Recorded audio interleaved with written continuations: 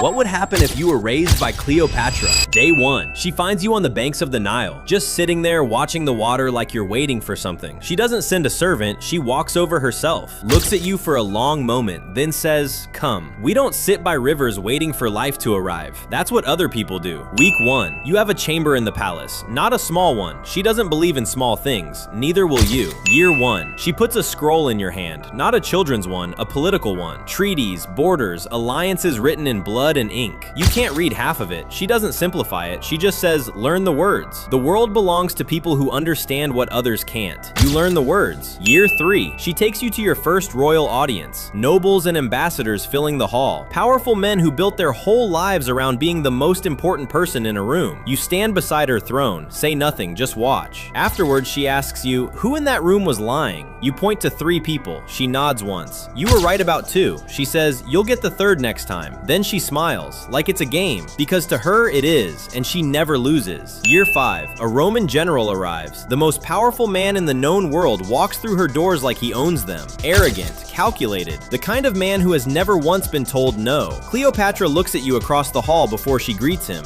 Says, watch how I make him think this was all his idea. You watch every move she makes, every word, every silence, every smile placed exactly where it needs to land. By the end of the night, he thinks he conquered Egypt. He has no idea Egypt just conquered him. Year 7. There is a plot against her. Whispers moving through the palace like smoke. Trusted faces with hidden hands. Most rulers would have panicked. She found out before anyone moved a single piece. You ask her how she always knows. She looks at you the way she looks at everything, completely unbothered. Says, I never wait to be betrayed. I simply never stop paying attention. Then she goes back to reading like the conversation never happened. Year 10. You walk into rooms differently now. Every negotiation, every rival, every person who looks at you and sees someone they can underestimate. You let them think that. You let them get comfortable. You let them believe they're in control. She taught you that the most dangerous person in any room is never the loudest one.